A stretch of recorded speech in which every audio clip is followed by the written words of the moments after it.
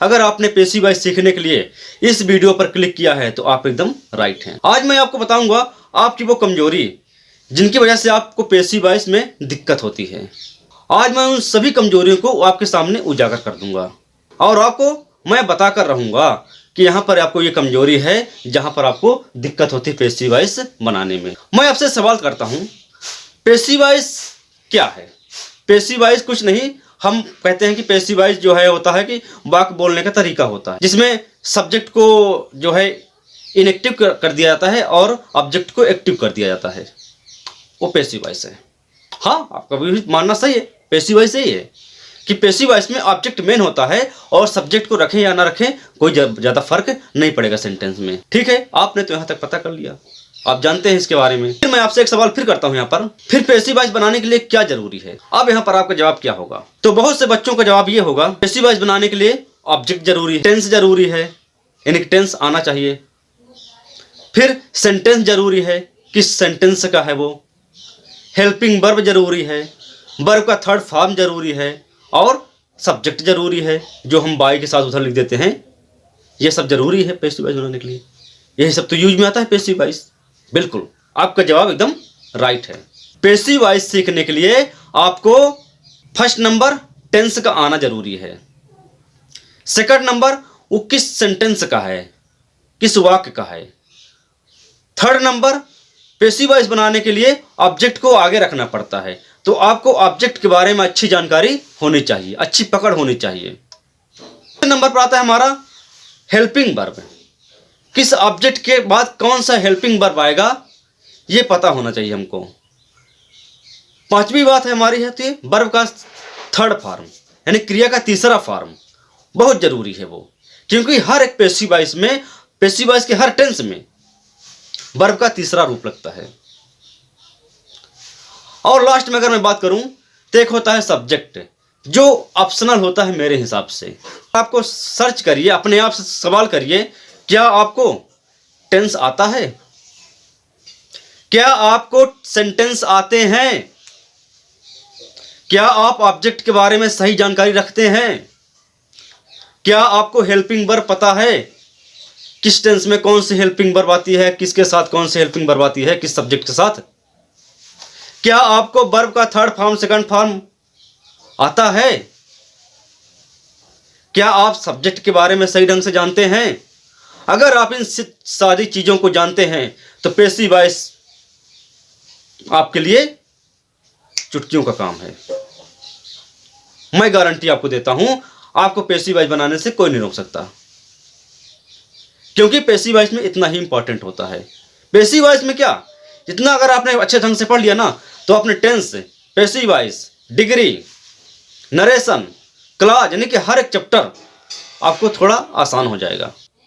इन चीजों को आप पकड़िए पहले, तब पेसिव वॉइस बनाने के लिए आप रेडी हो जाएंगे। अपने आप को तैयार करिए, अपने आप को इंप्रूव करिए। मैं कहता हूं आप अंग्रेजी सीखना चाहते हैं ना, अंग्रेजी सीखने के लिए ही तो ये वीडियो देखते हैं आप, तो क्यों ना उस इंग्लिश से फ्रेंडशिप की जाए ना, दोस्ती की जाए, मित्रता की जाए। अगर आप फ्रेंडशिप करेंगे, मित्रता करेंगे तो आपकी फ्रेंडशिप गहराई में जाएगी, और गहराई में जब जाएगी तो जब अच्छे मित्र आप बन जाएंगे तो आप इंग्लिश के वो राज जानने लगेंगे, वो सीक्रेट जानने लगेंगे जो शायद आपने कभी ना देखा होगा। तो सीक्रेट जानना है इंग्लिश का अगर, तो आपको इंग्लिश से फ्रेंडशिप करनी पड़ेगी। उससे आप दूर भागेंगे तो आपको इंग्लिश नहीं आएगी। ये कोई टीचर आपको नहीं पढ़ा सकता, कोई टीचर आपको नहीं पढ़ा सकता अगर आपका इंटरेस्ट नहीं है तो अगर सीखना चाहते हैं तो उस इंटरेस्ट को पैदा करिए, उस इंटरेस्ट को मजबूत बनाइए आप।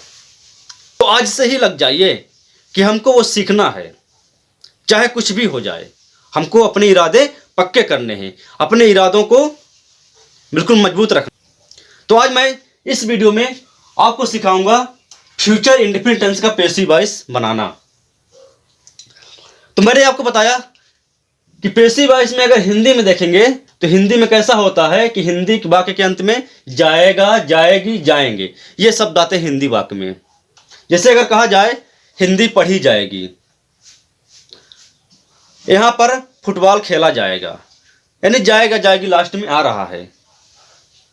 रूल से क्या होता है, जब हमारा ऑब्जेक्ट आई और बी रहेगा तो आई और बी रहेंगे तो शैल भी लगाएंगे। इस टीचर आपको बताएंगे कि शैल का यूज नहीं करना चाहिए, मैं भी कहता हूं कि नहीं करना चाहिए, बट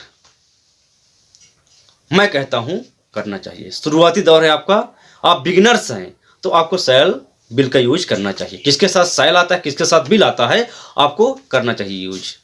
वो फिर आपके पास है। देखिए, शैल बिल का यूज, शैल का यूज हम स्पोकन में चाहे तो ना करें, उसके स्थान पर बिल लगा सकते हैं, चल जाएगा, दौड़ेगा भी।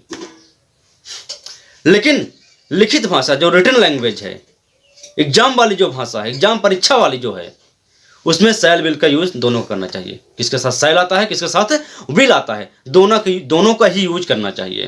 कर रहे हूं, यहाँ पर आई बी के साथ शैल भी आता है, और मैं रिकमेंड भी करता हूं कि आप इसको शैल बिल का यूज दोनों करिए। With all other object will be, यानी कि अन्य सभी ऑब्जेक्ट के साथ विल भी आएगा। स्ट्रक्चर देख लीजिए, पहले ऑब्जेक्ट होगा एक्टिव वॉइस का, उसके अनुसार फिर शैल या विल, तब बी आएगा, वर्ब का third form, other word, by. अब यहाँ पर सवाल यह है पैसिव वॉइस बनाने का। अब यहाँ पर बोला जा रहा है कि ऑब्जेक्ट पहले लिखिए आप। अब मैंने आपको बताया था ना कि ऑब्जेक्ट मेन जरूरी है। टेंस तो पता होगा, फ्यूचर इंडिफिनिट टेंस का है ये।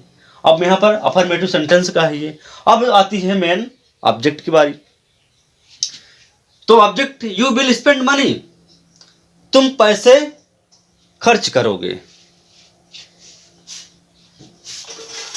ऑब्जेक्ट पता करने का दो तरीका है, मैंने आपको कई बार बताया है।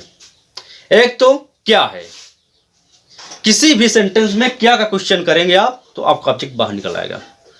ये ऑब्जेक्ट होता है डायरेक्ट ऑब्जेक्ट। जैसे अगर इसमें कहा जाए यू विल स्पेंड मनी, तुम पैसे खर्च करोगे। अगर मैं आपसे यहाँ पर सवाल करूं तुम क्या खर्च करोगे, तो आंसर आएगा पैसे, यानी कि मनी। तो यही तो ऑब्जेक्ट हो गया हमारा। तो इसी को आगे करते हैं पैसिव वॉइस में, मनी। बात हेल्पिंग वर्ब। अब मनी, इसमें देखिए हेल्पिंग वर्ब आई भी के साथ शैल भी आता है, बाकी सबके साथ विल भी आता है, तो यहाँ पर हम विल भी लगा सकते हैं, विल भी। अब सेंटेंस निगेटिव नहीं है ना, तो इंट्रोगेटिव अफर्मेटिव है, तो मनी विल बी स्पेंड। और देखिए फिर मैंने आपको क्या बताया था कि वर्ब का थर्ड फॉर्म पैसिव वॉइस में बहुत जरूरी है। तो स्पेंड वर्ब है, इसका थर्ड फॉर्म स्पेंड। इसके बाद यू है, उधर जाएगा तो by you. Money will be spent by you. अब यहां पर पैसा तुम्हारे द्वारा खर्च किया जाएगा। अगर यहां पर इसको हटा दिया जाए, पैसा खर्च किया जाएगा, ये भी सेंटेंस हमारा परफेक्ट है, यानी बिना सब्जेक्ट का बाई सब्जेक्ट लगाए ये सेंटेंस हमारा परफेक्ट है। Next, he will help me, वह मेरी सहायता करेगा। तो यहां पर सबसे पहले क्या ऑब्जेक्ट रखेंगे। अब इसमें मी कैसा है, इनडायरेक्ट ऑब्जेक्ट है। और मी में आप क्या का क्वेश्चन करेंगे इस सेंटेंस में, इस सेंटेंस में अगर क्या का क्वेश्चन करेंगे तो ये मी नहीं आएगा, किसे या किसको का। तो चलिए, ही विल हेल्प मी, वह मेरी सहायता करेगा। वह किसकी सहायता करेगा, मेरी, मी। तो मी ऑब्जेक्ट हुआ, इनडायरेक्ट ऑब्जेक्ट। इधर आएगा तो क्या आई होगा। अब आई के साथ क्या, शैल भी, शैल भी। उसके बाद help, third form helped. He उधर जाएगा तो by him, right. I shall be helped by him, उसकी सहायता मेरे द्वारा की जाएगी। Next, she will not play football, वह फुटबॉल नहीं खेलेगी। टेंस तो वही future indefinite tense, sentence negative, सवाल वही। कौन इंपॉर्टेंट, ऑब्जेक्ट इंपॉर्टेंट। ऑब्जेक्ट कैसे पता करना है, क्या किसको का प्रश्न करके। चलिए, सी विल नॉट प्ले फुटबॉल, वह क्या नहीं खेलेगी, फुटबॉल। ऑब्जेक्ट आगे आया, फुटबॉल। निगेटिव है सबके साथ, या विल भी आता है, विल। निगेटिव है तो नॉट रख देते हैं, नॉट भी कर देंगे। Football will not be play, play का थर्ड फॉर्म प्लेड। सी उधर जा गया बाई हर, फुटबॉल उसके द्वारा नहीं खेला जाएगा, नहीं खेली जाएगी। तो इस तरह अफर्मेटिव नेगेटिव सेंटेंस का पैसिव वॉइस हमने बना दिया। अब यहाँ पर सवाल आता है इंट्रोगेटिव कैसे बनाएं। तो आप खुद सोच सकते हैं कि इंट्रोगेटिव बनाना है तो ये जो विल है इसको है कर देंगे, विल मानी बी स्पेंट हो जाएगा। इंट्रोगेटिव प्लस निगेटिव बनाना है तो वही सवाल है, बिल को आगे करेंगे, ऑब्जेक्ट बिल फुटबॉल नॉट भी हो जाएगा जो है प्लेड बाय हिम। स्पेशल में प्रश्नवाचक शब्द शुरू में रहता है तो पैसिव वॉइस में भी शुरू में आ जाएगा। बस आप छोटी छोटी बातों को ध्यान रखिए जो मैंने आपको बताया था पहले। तो आई होप गाइज ये वीडियो आपको अच्छी लगी। अगर अच्छी लगी तो चैनल को सब्सक्राइब कर दीजिए और वीडियो को लाइक कर दीजिए।